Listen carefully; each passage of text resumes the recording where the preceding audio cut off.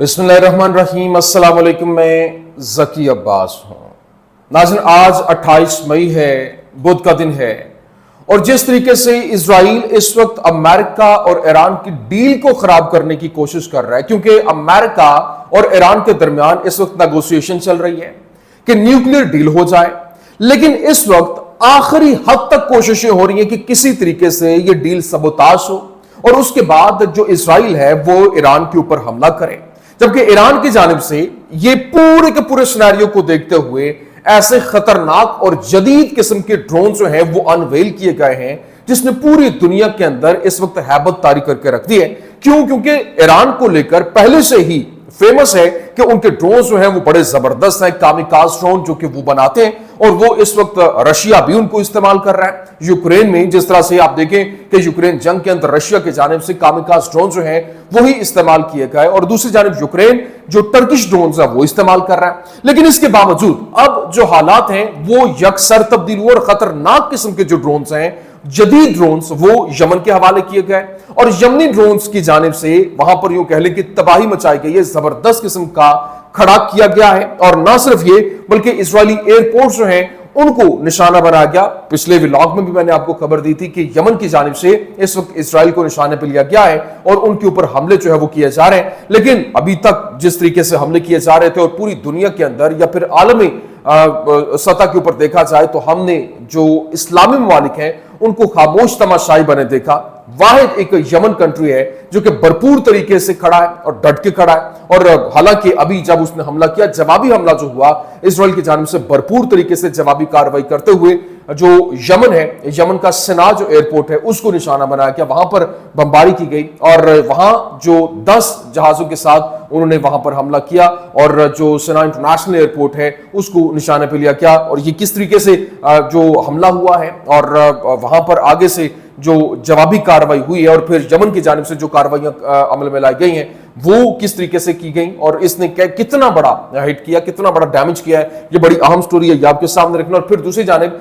जो प्यूटन है वो अब वन स्टेप अहेड आ गया, क्योंकि एक तरफ जो अमेरिका है, बर्तानिया है, फ्रांस है, ये वो ममालिक हैं जो कि यूरोप भरपूर तरीके से यूक्रेन के साथ खड़े होते हुए दिखाई दे रहे हैं और उसको असलहा प्रोवाइड करने की बात हो रही है। तो अब प्यूटन जो है वो बिफर गया और भरपूर तरीके से पहले वो मुख्तलिफ इलाकों के ऊपर उसने तसल्लुत जमाया था, लेकिन अब वो पूरे यूक्रेन को अपने तसल्लुत में लाना चाह रहा है और उसने बाकायदा तौर पर हुक्म भी जारी कर दिया और उसकी फौजें जो हैं वो यूक्रेन की तरफ बढ़ती हुई आगे वो कीव की तरफ बढ़ती हुई दिखाई दे रही हैं। इस हवाले से क्या मामला है, तमाम तर डिटेल्स वन बाय वन आपके सामने रखते हैं। अच्छा नाज़रीन, सबसे पहले मैं आपको बता दूं, देखिए इस वक्त जो पासदाराने इनकलाब है,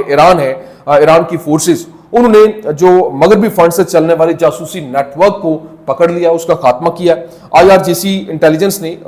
मगरब की तरफ से जो माली अयानत फराहम करने वाले जो एक मुनज़्ज़म रियासत मुखालिफ जो नेटवर्क है उसकी निशानदही करके उसे खत्म कर दिया और वहां पर उसका खात्मा करते हुए बाकायदा तौर पर ईरान के सूबे किरमान में बड़े पैमाने के ऊपर जो उनका बादमनी फैलाने का मंसूबा था उसको भी नाकाम बना दिया। लेकिन अभी IRGC के कमांडर जो हैं, एरोस्पेस फोर्स के commander brigadier general Amir Ali हाजीजादा हैं, उन्होंने अपने बयानात के अंदर ऑपरेशन ट्रू प्रॉमिस 1 के हवाले से उन्होंने बताया कि उसमें पैदा होने वाली जो तकनीकी मसाइल का उन्होंने जिक्र किया और कहा कि ऑपरेशन ट्रू प्रॉमिस 2 में इन मसाइल को खत्म किया गया। और उन्होंने कहा कि ऑपरेशन का पहला मरहला जो था दुश्मन की दिफाई ढाल को तोड़ने पर मरकूज था और इसलिए पुराने मिसाइल और जदीद जमाशुदा ज़खायर का इस्तेमाल किया गया। दूसरे मरहले के अंदर दुरुस्तगी एक तरजीह बन गई और फिर ज्यादा दुरुस्तगी और कम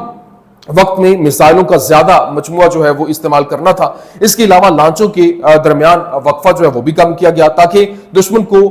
अपने दिफा का वक्त जो है वो भी कम मिले और बल्कि मिले ही ना। और इन तब्दीलियों ने ऑपरेशन की तासीर जो है उसको भी नुमाया कर दिया। लेकिन जब ये मामला चल रहे थे इस हवाले से उन्होंने साथ ही साथ वो अनवेल किया वो ड्रोन्स जिसने पूरी दुनिया के अंदर एक दफा तहलका मचा के रख दिया है, और वो ड्रोन जो है वो यमन के हवाले करने से को लेकर खबरें सामने आ रही हैं। अभी खबर क्या है, प्रेस टीवी रिपोर्ट कर रहा है, guardians of Iran skies, Iranian army unveils next generation VTOL drone fleet. मतलब जो गार्डियंस ऑफ ईरान स्काईज, जो यूं कह लें कि ईरान के आसमानों को गार्ड मुहैया करने वाले, जो सिक्योरिटी प्रोवाइड करने वाले, उन्होंने नेक्स्ट जनरेशन VTOL जो ड्रोन फ्लीट है वो अनवेल कर दिए। और फिर बताया गया design for a variety of military applications,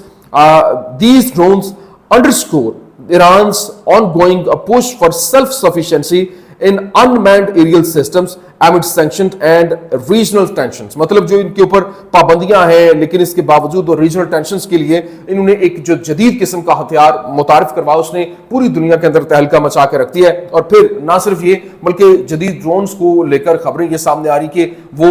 Yemen के हवाले किया गया, और यमन जिस तरीके से ईरान के बैक के साथ वो भरपूर तरीके से कार्रवाइयां भी कर रहा है, और अभी यमन की जानिब से जो कार्रवाई अमल में लाई गई और यमन ने वहां पर हमला किया, इस वक्त यूं कह लीजिए कि इजराइल के ऊपर, और मिसाइल दागे गए, वहां पर रॉकेट्स दागे गए, और ना सिर्फ ये बल्कि ड्रोन्स के हवाले से खबरें जो है वो आ रही हैं कि वहां पे उनके जो एयरपोर्ट्स हैं उनको निशाना बनाया गया है, वो मुतअद्दिद रॉकेट्स के साथ कार्रवाइयां जो है वो अमल में ला रहे हैं। लेकिन इसके साथ साथ मजीद ये भी बताया गया कि किस तरीके से पूरे का पूरा मंजरनामा जो है वो तब्दील हो रहा है, और वहां पर उनकी लड़ाई और हमले वो बहुत तेजी के साथ जारी है। और 3 घंटों के अंदर यमन की जो अंसारुल्लाह ने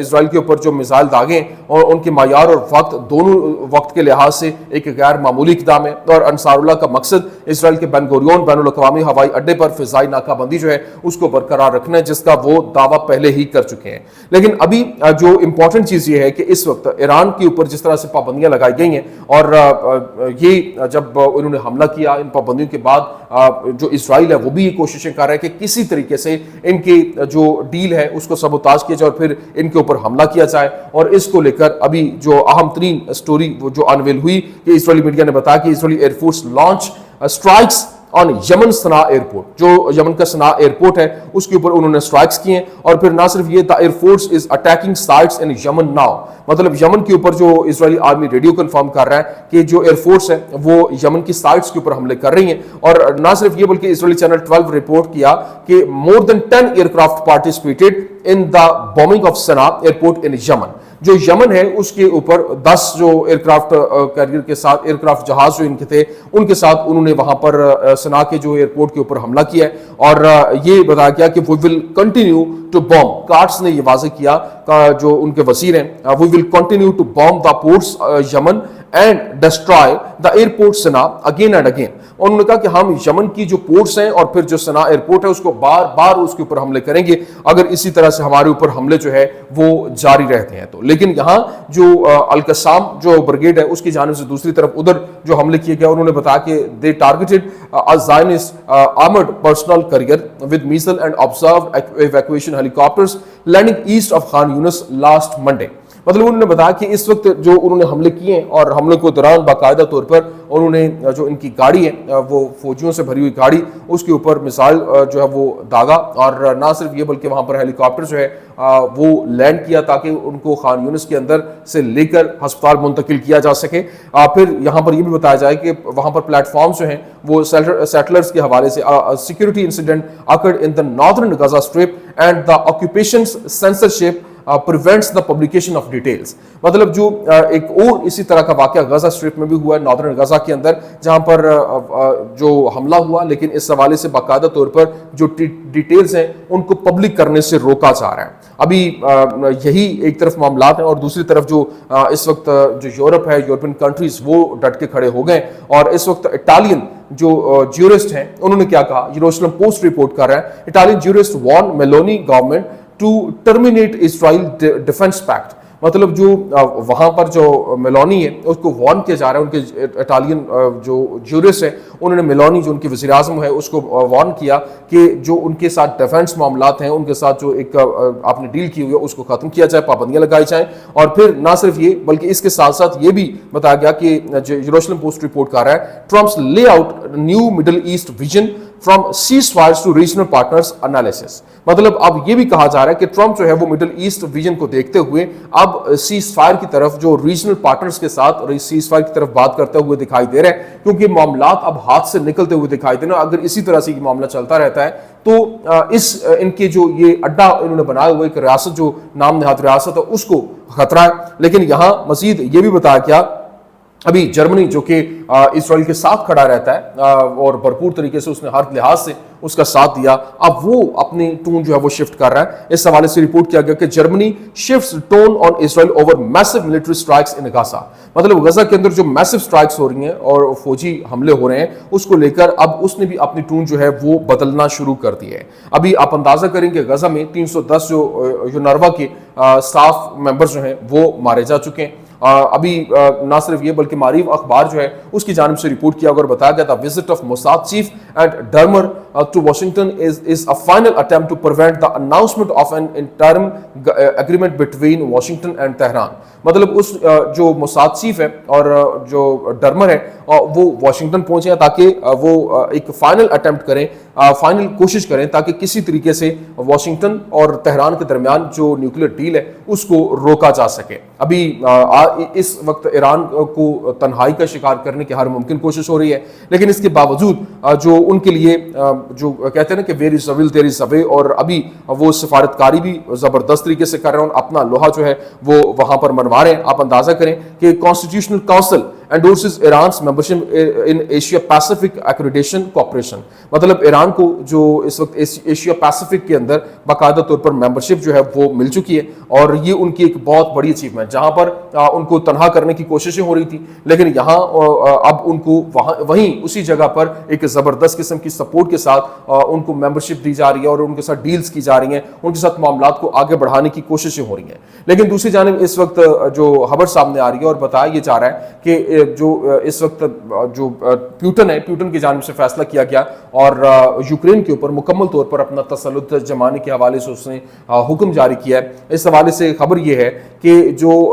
इस वक्त एस्केलेशन वो बढ़ती हुई दिखाई दे रही है। बरतानिया, फ्रांस, अमेरिका और जर्मनी भी यूक्रेन को इनके सबसे तवील फासले तक मार करने वाले मिसाइल जो हैं वो देंगे। इस हवाले से जो माहदा हुआ जिसे मॉस्को ने खतरनाक करार दिया। जर्मन चांसलर फ्रेडरिक मर्क ने ऐलान किया कि MERC के हवाले से यूं कह लें कि यूक्रेन को हथियारों की तरसील पर अब कोई पाबंदी नहीं है, ना बरतानियों की तरफ से, ना फ्रांसीसियों की तरफ से, ना हमारी तरफ से, ना ही अमरीकियों की तरफ से। इसका मतलब यह है कि यूक्रेन अब अपना दिफा जो है वो कर सकता है। मिसाल के तौर पर रूसी सरजमीन पर फौजी ठिकानों पर हमले करना। इसका मतलब यह है कि कीव हुकूमत को जर्मन टॉर्स मिसाइल जो है वो मिलेंगे और क्रेमलिन ने बारहा इशारा दिया कि यूक्रेन की फौज तवील फासले तक मार करने वाले मिसाइलों का इस्तेमाल कर सकती है, सिर्फ नेटो ममालिक के फौजियों और अफसरान की शिरकत से। चंद माह कबल रूसी सदर व्लादिमीर पुतिन ने कीव हुकूमत और मगरब दोनों को बताया था कि रूस का तवील फासले तक मार करने वाले मगरबी हथियारों का जवाब यूक्रेन के साथ पूरी सरहद के साथ एक बफर जोन बनाना होगा। और उसने बताया कि अगर ऐसा होता है तो फिर वो कोई भी मुल्क जो है वो महफूज नहीं होगा। अब मुकम्मल तौर पर इस इलाके के ऊपर तसल्लुत जमाना